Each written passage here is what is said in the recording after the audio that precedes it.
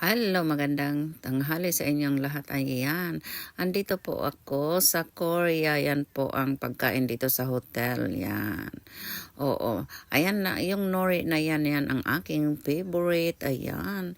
Dito kami lagi nag-stop dito sa hotel na to sa Coin Hotel nang dahil gusto ko kasi yung pagkain nila sa almusal. Libre ang almusal dito sa hotel na to. Tapos pagkatapos namin kumain sa almusal, syempre aalis kami dahil kailangan namin maikot-ikot ang Korea. Ayan. Pero hindi pa kami nakapunta sa iba-ibang mga kasi food trip yung aking anak Sa pagkain kami laging nagpupunta.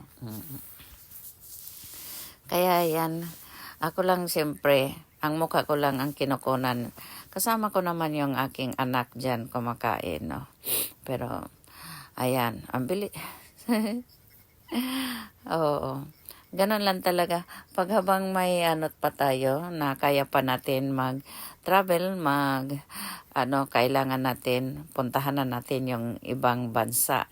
Yung sa akin, yung gusto ko lang, yung mga malapit is yan lang sana. Pero nakarating din tayo ng Europe, no? Gusto ko rin sana makapunta pa ng Hong Kong, kaya Taiwan, kaya sana mapuntahan din natin yan. Sa Korea dito, lagi akong nagpupunta dito sa Korea. Kasi may visa na ako ng 3 years kasi dito, no? Binigyan ako ng 3 years ng visa ng Korea. Kahit dyan ako galing Pilipinas, pwede akong makapunta ng Korea. Kasi may visa akong 3 years dyan na binigyan ako ng visa na dyan. Kaya papasalamat ako sa lahat na nagkaroon ako ng mga anak na lagi nila akong tinutor kasi nung nung bata pa ako, nung dalaga pa ako, hindi talaga ako nakapag-tour dahil nung maliit pa sila, nakapokus lang talaga ako sa kanila. Kaya ayan, ito nakamit ko na hindi ko naman pinangarap talagang magpunta sa mga iba-ibang bansa. Pero ito na. Kaya yun ang gusto ng aking mga anak. Kaya ayan, ito ang aking life ngayon.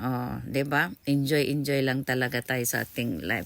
Kaya yan po ang aking karanasan sa aking pagtutour dito sa Korea, no? Kailangan ko lang na ma-assure na ang buhay ng natin ay kailangan i-enjoy lang natin. Sana magkaroon din kayo ng anak na laging ilibre kayo sa pag-travel. Kaya God bless sa inyong lahat. Kaya maraming salamat sa inyong lahat din. Thank you so much.